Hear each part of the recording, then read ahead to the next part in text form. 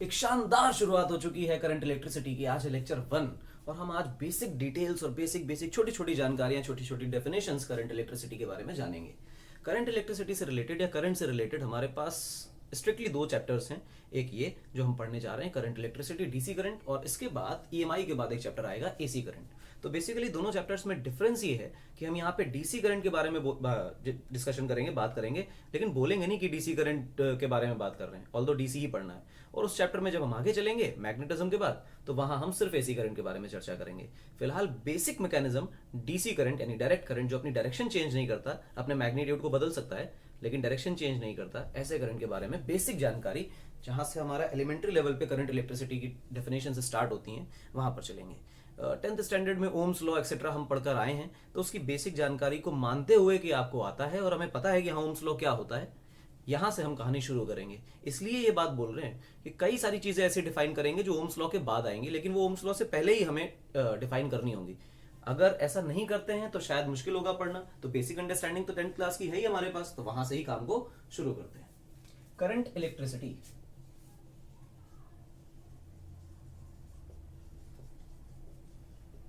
क्या है भाई? करंट इलेक्ट्रिसिटी बेसिकली चार्ज के बारे में जब हमें पता था कि इलेक्ट्रॉन प्रोटॉन न्यूट्रॉन बोलना चाहिए, चार्ज तो नहीं, कि जब इलेक्ट्रॉन प्रोटॉन न्यूट्रॉन की डिस्कवरी हुई उससे बहुत सालों पहले ये फिनोमेना बना लिया गया, इलेक्ट्रिक करंट बना लिया गया, सेल वगैरह बनाए गए जिससे इलेक्ट्रिक करंट जनरेट किया गया। अच्छा, है क्या प्रॉब्लम कि करंट की बेसिक डेफिनेशन पे आते हैं, फिर वहां से चैप्टर को धीरे धीरे धीरे धीरे हम डिकोड करेंगे एक तरह से कई सारी चीजों को। करंट क्या है, और करंट से मेरा मतलब यहां पर विंड करंट वगैरह नहीं है, करंट मतलब इलेक्ट्रिक करंट से ही है। करंट का मतलब क्या है? The rate of flow of charge.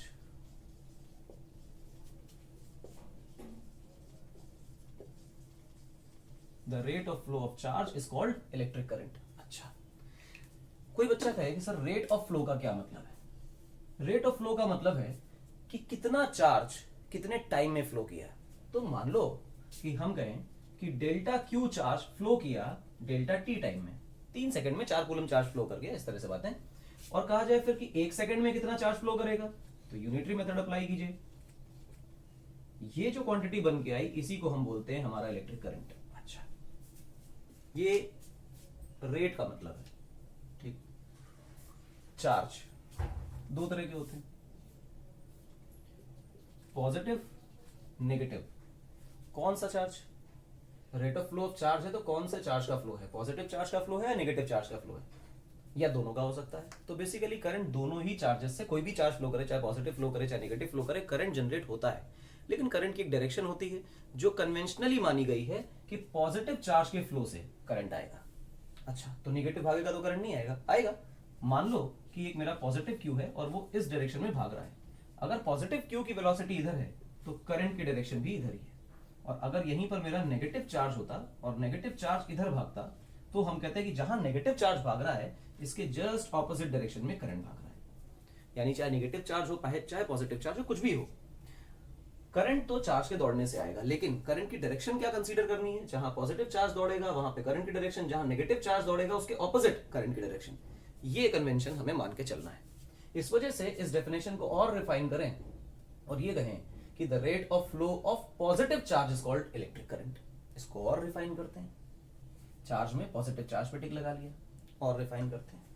देखो, मान लो कि एक क्रॉस सेक्शन एरिया है, ठीक, यहां से एक पॉजिटिव चार्ज इधर आया और एक पॉजिटिव चार्ज इधर आया, ठीक।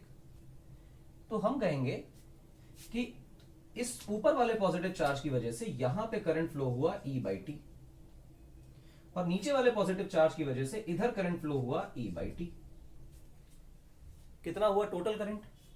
तो आई नेट की वैल्यू तो बेटा 0 हो गई, क्योंकि आई करंट इधर और आई करंट इधर, जिसकी वजह से टोटल करंट 0 हो गया। यानी कि एक बात तय है कि अगर इलेक्ट्रॉन्स रैंडम डायरेक्शंस में इधर उधर कहीं भी दौड़ रहे हैं तो नेट करंट नहीं आएगा।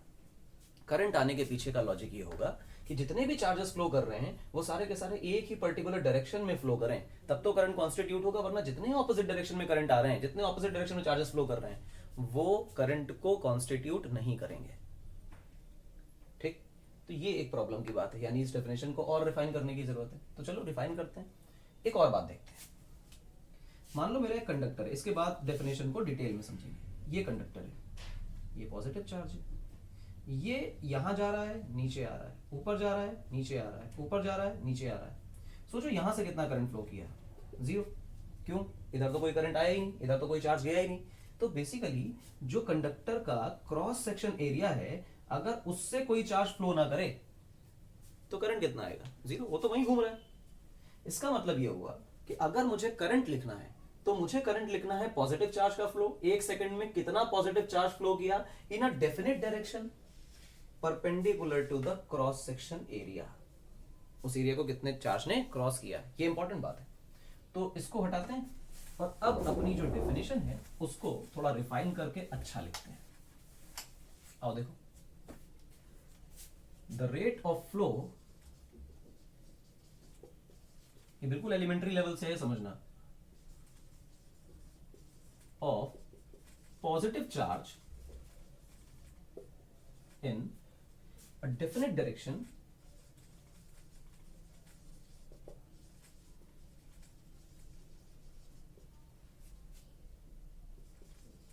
Through a cross section area. Cross section का मतलब जो कि करंट के परपेंडिकुलर है। बेसिकली इस तरह मान लो कि अगर ये मेरा कंडक्टर है और ये ऐसे करके काटा हुआ है हमने यहां से, और करंट ऐसे फ्लो कर रहा है, तो करंट किस दिशा में फ्लो कर रहा है? ये है। तो करंट की डायरेक्शन के जो परपेंडिकुलर सरफेस एरिया मिलेगा वो एरिया कहलाएगा cross section area, CSA.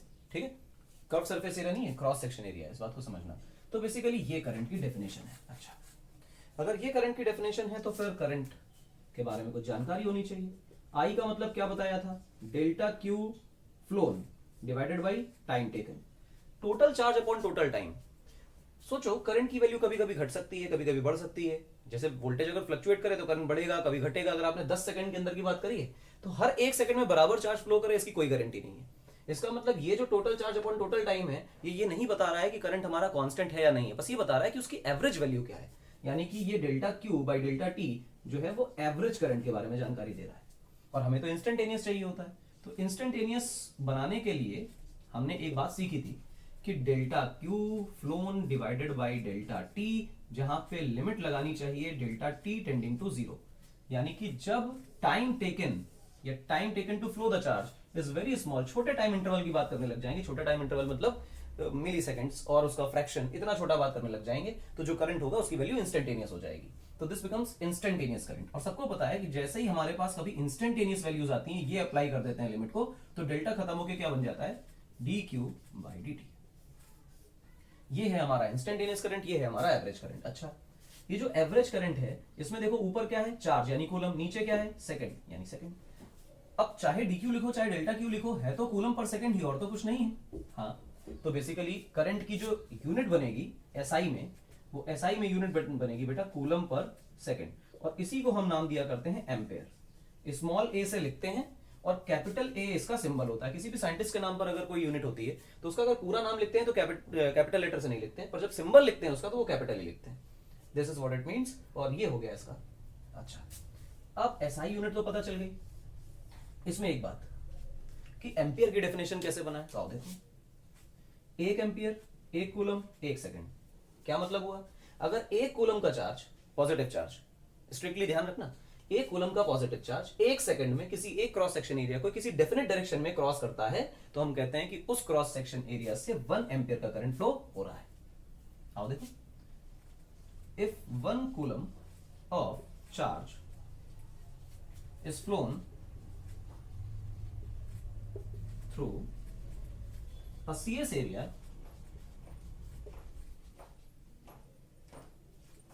in a definite direction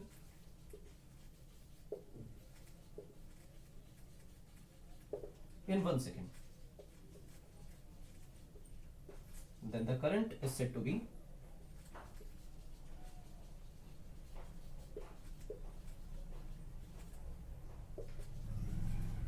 1 amperes। ये है एम्पियर की डेफिनेशन। ध्यान रखें 12th क्लास में हम आ गए हैं तो करंट की डेफिनेशन शायद नहीं पूछेगा, लेकिन हाँ अभी भी एम्पियर की डेफिनेशन बोर्ड्स के लिए तो बहुत इंपॉर्टेंट है, डायरेक्टली 1 नंबर में पूछ सकते हैं। तो ये इंपॉर्टेंट है कि 1 एम्पियर की डेफिनेशन क्या होती है। 1 सेकंड में एक क्रॉस सेक्शन एरिया से एक ही डायरेक्शन में अगर एक कूलम का चार्ज फ्लो कर जाए तो हम कहेंगे करंट कितना है 1 एम्पियर। इसकी सीजीएस यूनिट्स भी होती हैं, एब एम्पियर। उसके पीछे जाना नहीं है तो हम नहीं जा रहे हैं, जानबूझ के टाइम उसमें वेस्ट नहीं करते। अच्छा आओ भाई फिर क्या करें, करंट फ्लो किस में करता है, ये तो करंट की डेफिनेशन हो गई। और मान लो कि आपने बैटरी लगाई किसी लकड़ी में, तो क्या लकड़ी में करंट बहेगा? तो जवाब है नहीं, नहीं बहता। अगर करंट लकड़ी में नहीं बहता, प्लास्टिक में नहीं बहता, तो लोहे में क्यों फ्लो करता है, एल्यूमिनियम में क्यों फ्लो करता है? तो सबको पता है कि यार वो कंडक्टर्स हैं, तो कंडक्टर में तो करंट फ्लो करता ही है। यानी कि ये पूरी की पूरी कहानी जो चलेगी वो कंडक्टर्स पे चलेगी। और कंडक्टर का लास्ट पार्ट जो इलेक्ट्रोस्टैटिक्स में था वो हम कंडक्टर का करके आए हैं। तो वो कंडक्टर की जो प्रॉपर्टीज हैं वो यहाँ पर कहीं ना कहीं काम आएंगी। इलेक्ट्रोस्टैटिक्स तो नहीं रह गया, अब इलेक्ट्रोडायनेमिक्स हो गया क्योंकि चार्ज फ्लो करने लग गया है, लेकिन स्टिल हम उसमें से कुछ प्रॉपर्टीज कंडक्टर की उठाकर देखेंगे। तो इसको टिक लो, फिर आगे बढ़ते हैं। देखो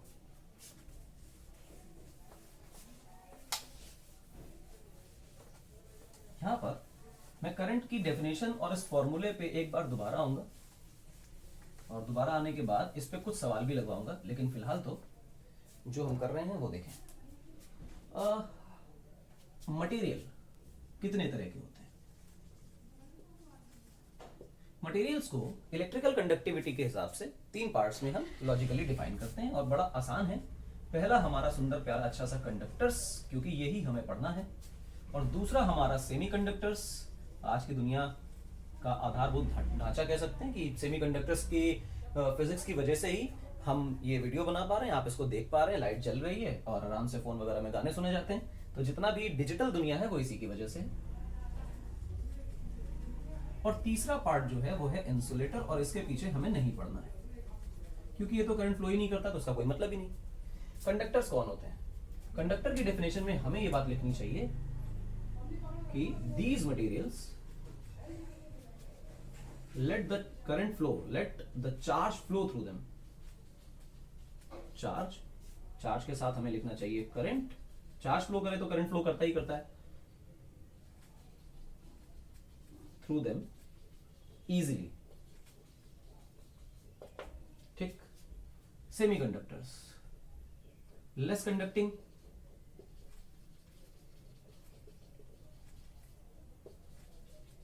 देन कंडक्टर्स, मैं इसके बारे में ज्यादा बोल नहीं रहा हूं। और नॉन कंडक्टिंग, नॉन कंडक्टिंग मतलब जो कि अपने से करंट को या चार्ज को फ्लो ना करने दे। उस पर ज्यादा इसलिए नहीं लिखा, उसका लॉजिक नहीं है पढ़ने का, इसी पे है। चार्ज को फ्लो करने देते हैं। चार्ज फिर से 2 तरह के, पॉजिटिव और नेगेटिव। अगर चार्ज 2 तरह के हैं तो दोनों तरह के चार्जेस को फ्लो करने देंगे। तो नेगेटिव चार्ज जिस डायरेक्शन में भागेगा उसके ऑपोजिट करंट होगा, और पॉजिटिव जिस भी डायरेक्शन में भागेगा उसी डायरेक्शन में करंट होगा। तो 2 बातें हमने सीखी। अच्छा, तो क्या ये दोनों तरह के चार्जेस कंडक्टर्स में भागते हैं? हाँ भागते हैं। चलो बात करते हैं एक बार एल्यूमिनियम की या फिर आयरन की, कॉपर की, किसी की। मान लो कॉपर की एक रॉड है। कॉपर की एक रॉड में अवेलेबल क्या क्या है? तो अवेलेबिलिटी हमारे कॉपर के या किसी भी मेटल के एटम के अंदर प्रोटॉन, न्यूट्रॉन, इलेक्ट्रॉन की होती है। चार्ज किस में होता है? प्रोटॉन और इलेक्ट्रॉन पे। भागता कौन है? सिर्फ इलेक्ट्रॉन। प्रोटॉन तो अंदर बंधा हुआ है एटम के अंदर, और सॉलिड मटेरियल में एटम कहीं दूर तो भागते नहीं, सिर्फ इलेक्ट्रॉन भागता है। इलेक्ट्रॉन का मतलब निगेटिव चार्ज। तो बेसिकली जो हमारे कॉपर के रॉड के अंदर भाग रहे हैं वो तो सिर्फ नेगेटिव चार्ज है। और अगर इलेक्ट्रॉन राइट में भागा तो तुम तुरंत कह दोगे कि जो करंट है वो पक्का पक्का लेफ्ट में भाग रहा होगा। हाँ, तो फिर ये पॉजिटिव नेगेटिव दोनों क्यों लिखा, और चार्ज क्यों लिखा? सिर्फ इलेक्ट्रॉन लिखना चाहिए था। तो ऐसा नहीं है। कंडक्टर्स के अंदर घुसते हैं और कंडक्टर की बातें करते हैं, किस किस तरह के कंडक्टर्स पाए जाते हैं। जो पॉजिटिव चार्ज को हटाने की बात बच्चे पूछते हैं कि जब इलेक्ट्रॉन ही करंट दौड़ाने में भागता है तो पॉजिटिव चार्ज का कन्वेंशन क्यों लिया, नेगेटिव का क्यों नहीं लिया, उसका लॉजिक भी अभी आपको देता हूं। देखो, कंडक्टर्स में 3 तरह के कंडक्टर्स मैं आपको बता रहा हूं। ऐसे बहुत सारे तरीके हो सकते हैं, लेकिन मैं 3 तरीके के बता रहा हूं। पहला, मेटेलिक कंडक्टर्स। अच्छा, दूसरा कौन है? दूसरा है non metallic. Non metals conductor होते हैं, हाँ, ग्रेफाइट है ना। तीसरा,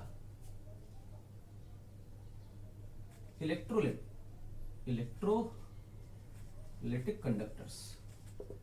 ठीक। 3 मेटालिक कंडक्टर्स का मतलब क्या है? जहां मेटल्स हैं, सिर्फ मेटल्स के अंदर। आप देखो, जो अभी एग्जांपल लिया कॉपर का, वो तो मेटालिक कंडक्टर का है। तो ये कॉपर की रॉड है, इसमें इलेक्ट्रॉन है, इलेक्ट्रॉन किसी दिशा में भागते हैं, उसके ऑपोजिट डायरेक्शन में करंट भागता है, ये हमें पता है। और प्रोटॉन तो भाग नहीं सकता, एटम भाग नहीं सकता। इसका मतलब ये हुआ कि मेटालिक कंडक्टर्स के अंदर जो चार्ज फ्लो कर रहा है वो चार्ज पार्टिकल इलेक्ट्रॉन है, and only electron can flow through the conducting material या कंडक्टिंग मेटालिक मटेरियल। ठीक है, इसका मतलब ये हुआ कि मेटालिक कंडक्टर्स के अंदर जो चार्ज को फ्लो कराने के लिए रिस्पॉन्सिबल पार्टिकल्स हैं, those are electrons only. Only electrons are responsible for flow of current. ठीक, ओनली इलेक्ट्रॉन्स, नेगेटिव चार्ज। और बच्चों को जनरली इसी के बारे में जानकारी होती है, इस वजह से कहते हैं कि जब इलेक्ट्रॉन ही दौड़ता है तो क्यों हम पीछे पड़े हुए हैं पॉजिट्रॉन के, या फिर पॉजिट्रॉन तो हाइपोथेटिकल पार्टिकल, उसको आसान करने के लिए बना लेते हैं, पॉजिटिव चार्ज के पीछे बेसिकली क्यों पड़े हैं। तो अभी आएंगे इलेक्ट्रोलाइटिक में आएंगे तभी इसका आंसर मिल जाएगा। नॉन मेटालिक कंडक्टर्स में सच एज ग्रेफाइट, में ग्रेफाइट की बात कर रहा हूं, एग्जांपल दे रहा हूं इसलिए। ठीक, नॉन मेटालिक के अंदर पॉजिटिव या फिर सेमीकंडक्टर्स के अंदर भी ले सकते हो, वैसे तो कंडक्टर नहीं, नॉन मेटालिक कंडक्टर में ग्रेफाइट का एग्जांपल ले लो, सबसे अच्छा है। तो मैं कह देता हूं कि सिर्फ नेगेटिव चार्जेस, ये negative charge electrons are responsible, क्योंकि भाग तो उसमें भी वही रहे, कोई ऐसा तो नहीं है कि कुछ और भाग रहा है। पर नॉन मेटालिक में जैसे हीलियम एक्सेट्रा को अगर बहुत सुपर कूल कर दिया जाए, वो सुपर कंडक्टर बन जाते हैं, और वहां पर अगर उनको आयनाइज वगैरह कराया जाए तो आयनाइज कराने पर पॉजिटिव नेगेटिव दोनों चार्जेस बन जाते हैं। तो negative charge electrons are responsible for the current flow as well as positive charge also constitute to the current in non metallic conductors. वो तो आयनाइज करने के बाद, गैस को आयनाइज करोगे तो एक कैटायन बनेगा और एक इलेक्ट्रॉन निकलेगा, लेकिन उस केस में कैटायन भी दौड़ेगा, एनायन भी दौड़ेगा पोटेंशियल डिफरेंस लगाने से, तो पॉजिटिव चार्ज की वजह से भी करंट आएगा, नेगेटिव की वजह से भी करंट आएगा। तो नॉन मेटालिक में नेगेटिव एंड पॉजिटिव दोनों के दोनों रिस्पॉन्सिबल होते हैं। इलेक्ट्रोलाइटिक कंडक्टर्स में आइए, इलेक्ट्रोलाइटिक वो कंडक्टर्स होते हैं जो कि अपने एक्वस स्टेट में अपने आयंस पे डिसोसिएट हो जाते हैं, अगर एक्वस में तो होते ही हैं और साथ ही साथ इसमें भी होते हैं जब वो उनको मॉल्टन स्टेट में रखा जाए। तो एग्जांपल के तौर पे CuSO4 ले लेते हैं, और इसका अगर एक्वस सॉल्यूशन लेंगे तो बेसिकली ये टूट जाएगा Cu+2 और SO4 -2 में, और अगर एक्वस लिया है तो कॉमन सेंस है कि हमारे पास पानी भी मिलेगा। अब अगर कैथोड पर रिएक्शन देखोगे तो कैथोड पर तो भाई साहब ये पहुंचेंगे, क्योंकि इनका डिस्चार्ज पोटेंशियल कम है, ये सॉरी रिडक्शन पोटेंशियल ज्यादा है, तो आराम से रिड्यूस हो जाएंगे। देखो गौर से, ये +2 दो इलेक्ट्रॉन लेंगे, आराम से कॉपर में कन्वर्ट हो जाएंगे। सल्फेट और OH में हमें पता है कि OH आसानी से डिस्चार्ज होता है, तो OH ने क्या किया, अपना एक इलेक्ट्रॉन दे दिया। ऐसा एक OH और एक OH मिलकर के H2O बनाएंगे और एक नेसेंट ऑक्सीजन बनाएंगे। ये एक नेसेंट मिलकर ऑक्सीजन मॉलिक्यूल बना के निकल जाएंगे। तो बेसिकली गौर से देखो हो क्या रहा है कि यहां से कैथोड पर एक इलेक्ट्रॉन लिया जा रहा है, एनोड पर भाई साहब ने एक इलेक्ट्रॉन दिया है, वो इलेक्ट्रॉन घूम कर आ रहा है पूरे सर्किट से, पूरे सेल से, और कॉपर के पास आ जाता है, कॉपर एक इलेक्ट्रॉन ले लेता है, फिर एक और OH ऐसे एक और इलेक्ट्रॉन देता है, और वो वाला इलेक्ट्रॉन फिर से कॉपर के पास आता है, कॉपर डिपॉजिट हो जाता है। ठीक, ये सीन है। तो गौर से देखो, इलेक्ट्रोलाइटिक सेल के अंदर पॉजिटिव चार्ज फ्लो कर रहे हैं, नेगेटिव चार्ज फ्लो कर रहे हैं, और जो इलेक्ट्रोलाइटिक सेल होता है उसके अंदर ये कैटायन और एनायन ही करंट को कॉन्स्टिट्यूट करते हैं। यानी सिर्फ नेगेटिव चार्ज के फ्लो की वजह से करंट आता है, या सिर्फ इलेक्ट्रॉन्स के फ्लो की वजह से करंट आता है, ये बात तो वहां सिद्ध हुई जहां सिर्फ मेटालिक कंडक्टर्स हैं। इसलिए जिन बच्चों के मन में भ्रम रहता है कि नेगेटिव चार्ज से उल्टा करंट दौड़ता है, तो उल्टा क्यों मानते हैं, इलेक्ट्रॉन जब दौड़ता है इलेक्ट्रॉन ही दौड़ रहा है, तो इलेक्ट्रॉन की डायरेक्शन मान लेनी चाहिए। उसका लॉजिक एक ये भी है कि इलेक्ट्रॉन प्रोटॉन न्यूट्रॉन की डिस्कवरी से पहले ये असम्पशन माना जाता था कि पॉजिटिव टाइप का जो चार्ज है दैट रियली कॉन्स्टिट्यूट्स करंट्स, और उसके बाद जब ये सब कुछ मिला तो पता चला कि यार नहीं, पॉजिटिव नेगेटिव भी तो इक्वली रिस्पॉन्सिबल हैं। हमारे आसपास के कंडक्टर्स आर मेटालिक, तो हमें लगता है कि नहीं मेटालिक कंडक्टर की ही दुनिया है, नहीं, ये सब भी है। ठीक, तो इनको छोड़ना नहीं है, इसलिए कन्वेंशन को चेंज नहीं किया जाता। चलो बहुत बढ़िया। हमें क्या पढ़ना है, हमारे लिए कौन सी चीज पढ़ने वाली है, हमारे लिए मेटालिक कंडक्टर्स हमें पढ़ने हैं। ठीक, ये मेटालिक कंडक्टर्स पढ़ने, आओ मेटालिक कंडक्टर के अंदर आते हैं।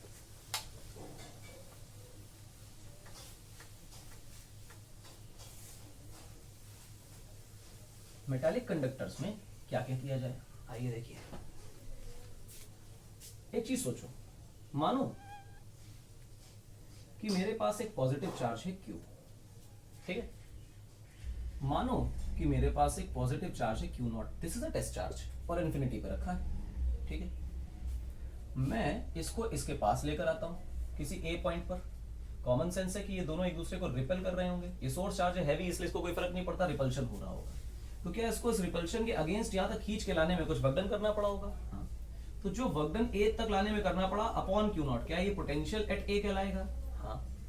इसको मैं और आगे ले जाऊं और यहां ले आऊं बी पॉइंट पर, तो क्या जो वर्क डन होगा वो डब्ल्यू बी हो जाएगा, कुछ और वर्क डन जिसको हम डब्ल्यू बी कह रहे हैं वो ये हो जाएगा। अगर ये चार्ज मेरा पॉजिटिव है तो सबको पता है कि W B is greater, V B is greater than V A, W B is greater than W ए।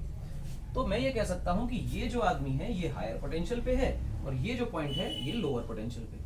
अगर मैं इस जगह से बी पॉइंट से क्यू नॉट चार्ज को रिलीज कर दूं, छोड़ दूं, तो वो कहां भागेगा? तो कॉमन सेंस है कि रिपल्शन हो रहा है, पॉजिटिव पॉजिटिव है, दूर भागेगा, यानी कि हायर पोटेंशियल से लोअर पोटेंशियल की तरफ भागेगा। ठीक, तो हम ये बात लिख लेते हैं कि positive charge flow from higher potential to lower potential. अच्छा, अब इसका उल्टा देखो कि मैंने यहां पर एक नेगेटिव चार्ज को रिलीज किया, ए से कहां भागेगा? नेगेटिव है वो पॉजिटिव है, अट्रैक्ट करेंगे तो इधर जाएगा, उत्तरी तो लोअर से हायर भागने लग गया।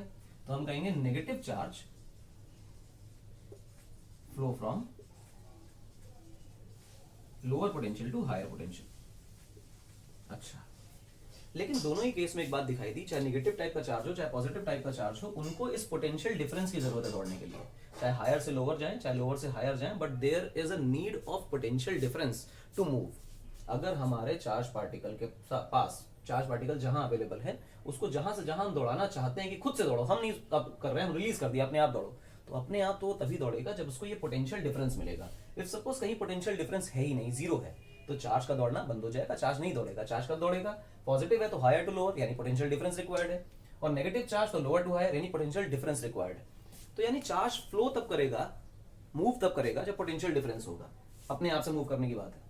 अच्छा, इसका मतलब अगर पोटेंशियल डिफरेंस जीरो तो चार्ज फ्लो नहीं करेगा। हाँ, और चार्ज के फ्लो से तो करंट आता है। हाँ, यानी करंट के लिए अब पोटेंशियल का कंसेप्ट अधूरा रह गया, कोई मतलब नहीं उसका। अब जो कंसेप्ट रह गया है वो है पोटेंशियल डिफरेंस का, और जहां कहीं भी पोटेंशियल डिफरेंस होगा वहीं पर करंट जनरेट होगा, वहीं पर करंट फ्लो होगा। तो पूरी की पूरी करंट इलेक्ट्रिसिटी में जब भी हम V लिखें, पोटेंशियल बोलें, वोल्टेज बोलें, तो मन में एक बात रखनी है कि नहीं नहीं, ये वोल्टेज वोल्टेज कुछ नहीं, ये सिर्फ पोटेंशियल डिफरेंस की बातें हैं, पोटेंशियल की बातें नहीं है। ठीक, तो चार्ज को फ्लो करने के लिए पोटेंशियल डिफरेंस की जरूरत होती है।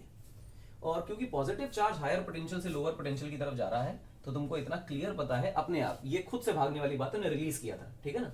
तो अगर पॉजिटिव चार्ज हायर से लोअर जा रहा है तो करंट की डायरेक्शन वही होती है जो पॉजिटिव चार्ज की होती है, यानी कि हायर टू लोअर। और नेगेटिव चार्ज क्योंकि लोअर टू हायर जा रहा है, तो जहां नेगेटिव जाता है उसका उल्टा करंट दौड़ता है, तो हमारा negative charge lower to higher दौड़ता है, तो जो करंट होगा वो अपने आप कहां दौड़ेगा? हायर से लोअर। तो करंट किसी भी दशा में, चाहे पॉजिटिव चार्ज की वजह से हो चाहे नेगेटिव चार्ज की वजह से हो, करंट का फ्लो जो है वो हायर पोटेंशियल से लोअर पोटेंशियल की तरफ होगा। अब हम थोड़ी सी स्टोरी पढ़ते हैं करंट की।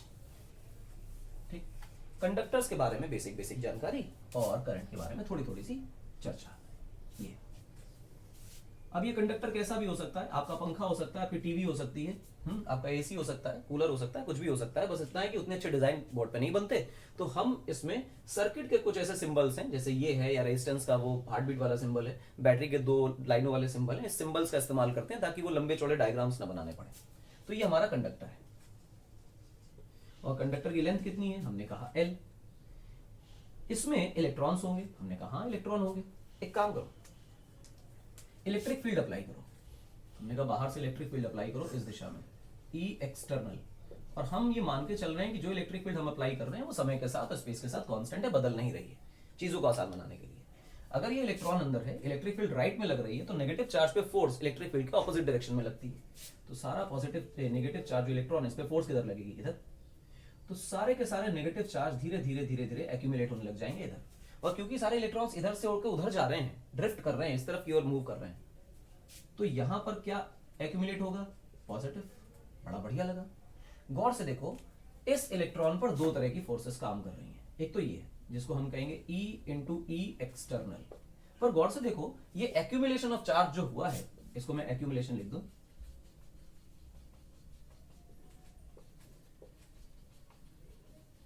जो एक्यूमुलेशन ऑफ चार्ज हुआ है उसकी वजह से एक तरफ पॉजिटिव एक तरफ नेगेटिव क्रिएट हो गया। जब भी कभी कोई पॉजिटिव और नेगेटिव चार्ज की डेंसिटी क्रिएट होती है, तो पॉजिटिव से नेगेटिव की तरफ एक इलेक्ट्रिक फील्ड भी क्रिएट होती है। इसको हम लोग बोलते हैं इंड्यूस्ड इलेक्ट्रिक फील्ड। हमने इलेक्ट्रोस्टैटिक्स में खूब जम के किया है।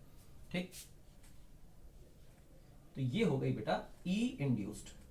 अच्छा, ये ई इंड्यूस्ड की वजह से इलेक्ट्रॉन पे किधर फोर्स लगेगा, इलेक्ट्रॉन पे फोर्स लगेगा इलेक्ट्रिक फील्ड के ऑपोजिट डायरेक्शन में। इंड्यूस्ड इलेक्ट्रिक फील्ड लेफ्ट में है तो इलेक्ट्रॉन पे फोर्स लगेगी राइट में, जिसको हम कहेंगे ई टाइम्स ई इंड्यूस्ड। अब देखो गौर से, जब तक ई एक्सटर्नल ई इंड्यूस्ड से बड़ी है तब तक ये नेट फोर्स लेफ्ट में लगती रहेगी। लेफ्ट में लगती रहेगी मतलब इलेक्ट्रॉन ड्रिफ्ट करते रहेंगे, एक्यूमुलेट होते रहेंगे, चार्ज डेंसिटी बढ़ती रहेगी। चार्ज डेंसिटी बढ़ने के साथ साथ इंड्यूस्ड इलेक्ट्रिक फील्ड बढ़ती रहेगी, यानी ये डिफरेंस कम होता रहेगा। फिर से सुनो, जब तक external electric field induced electric field से ज्यादा है, एक्सटर्नल वाली ज्यादा है, तब तक एक्सटर्नल इलेक्ट्रिक फील्ड का जो फोर्स है वो ज्यादा होगा।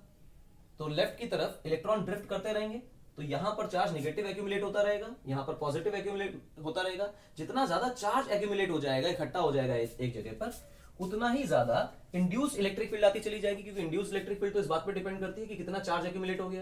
तो चार्ज के एक्यूमुलेशन से इलेक्ट्रिक फील्ड इंड्यूस हो रही है, तो जितना ज्यादा चार्ज एक्यूमुलेट होता जा रहा है धीरे धीरे इंड्यूस बढ़ती जा रही है। और एक्सटर्नल तो कांस्टेंट है, इसका मतलब ये उतनी ही और ये धीरे धीरे बढ़ रही है एक्यूमुलेशन से, यानी कि ये डिफरेंस कम हो रहा है, यानी फोर्सेस का डिफरेंस कम हो रहा है। समय के साथ एक वक्त ऐसा आएगा कि इतने ज्यादा चार्ज एक्यूमुलेट हो जाएंगे कि इंड्यूस्ड इलेक्ट्रिक फील्ड और एक्सटर्नल इलेक्ट्रिक फील्ड बराबर हो जाएंगी, और बराबर होते ही ये दोनों फोर्सेस बराबर हो जाएंगी, यानी कि इलेक्ट्रॉन पे नेट फोर्स जीरो हो जाएगी। अब जितने भी इलेक्ट्रॉन अंदर हैं इस दशा में, जब मैंने कहा कि दोनों बराबर हो गए, उस स्टेट में जितने भी इलेक्ट्रॉन्स हैं वो फर्दर मूव करना बंद कर देंगे, ड्रिफ्ट होना बंद हो जाएंगे, एक जगह पे एक्यूमुलेट होना बंद हो जाएंगे, तो फर्दर एक्यूमुलेशन बंद हो जाएगा।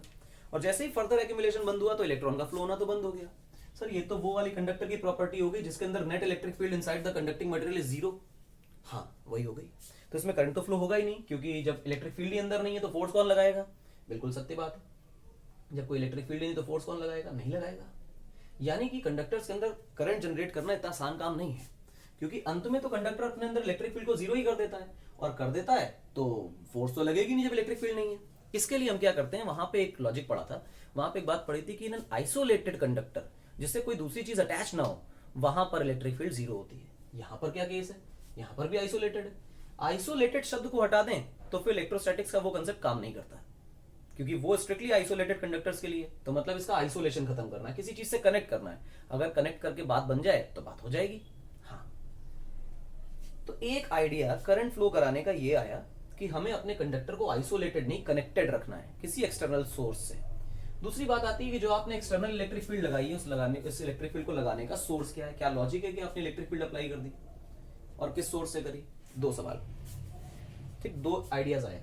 तीसरा ये कि अगर इलेक्ट्रॉन मूव करना बंद कर दिया, यहां पे ये फीलिंग आ रही है कि इलेक्ट्रॉन मूव करना बंद कर दिया, तो ये बताओ कि क्या एटम में जो इलेक्ट्रॉन होते हैं वो रुके हुए होते हैं। तो जवाब है नहीं, एटम तो लगातार मूव कर रहे हैं। रुकेंगे कैसे, रुकेंगे तो अंदर का प्रोटॉन है वो उनको खींच ले जाएगा अंदर। अच्छा, इसका मतलब ये हुआ कि इलेक्ट्रॉन अगर रुके नहीं, मूव कर रहे हैं, तो कॉन्टिन्यूअसली मूविंग। हाँ, कॉन्टिन्यूअसली मूविंग। तो जब लगातार इलेक्ट्रॉन मूव कर रहे हैं तो फिर नॉर्मली करंट क्यों नहीं आ रहा है, एक्सटर्नल इलेक्ट्रिक फील्ड की जरूरत ही क्या है। बात तो सही है, रैंडम मोशन तो है उनके पास, इधर उधर कर ही रहे हैं। तो एक छोटी सी कहानी है करंट की, स्टोरी है, प्यारी सी थ्योरी है, जिसको साइंटिस्टों ने बनाया। मानना पड़ता है कि मान लो कि मेरे पास ये इलेक्ट्रॉन है, इलेक्ट्रॉन मूव कैसे करता है। स्टोरी ये कहती है, थ्योरी ये कहती है कि electron move in straight lines. कहीं कोलाइड किए किसी एटम से, किसी कैटायन से, किसी दूसरे इलेक्ट्रॉन से, और कोलाइड करके अपनी डायरेक्शन को चेंज कर दिए। स्ट्रेट लाइन ही दौड़ेंगे, फिर टक्कर हुई, फिर दौड़े, फिर टक्कर हुई, फिर दौड़े, फिर टक्कर हुई, फिर दौड़े, और ऐसे बहुत सारी हजारों लाखों टक्करों के बाद घूम घाम के वो कहां आ जाते हैं, अपनी जगह पर वापस। और हम कहते हैं नो इलेक्ट्रिक फील्ड। जब इलेक्ट्रिक फील्ड अप्लाई नहीं करी थी तो नॉर्मल केसेस में ऐसा होता है। और हम देखें कि इलेक्ट्रॉन का जो नेट डिस्प्लेसमेंट है, डिस्प्लेसमेंट बोल रहे हो, ड्रिफ्ट लिख रहे हो, ये क्या बात है। जिस डिस्प्लेसमेंट शब्द हम लोग मैकेनिक्स में इस्तेमाल करते थे, करंट में उसी भाषा को हम ड्रिफ्ट बोलने लग जाएंगे। ड्रिफ्ट तो है नहीं, तो ड्रिफ्ट अगर जीरो है तो ये पाया जाता है कि ऐसे समय पे करंट भी क्या होता है, जीरो। अच्छा, अब क्या करें, किसी एक पर्टिकुलर डायरेक्शन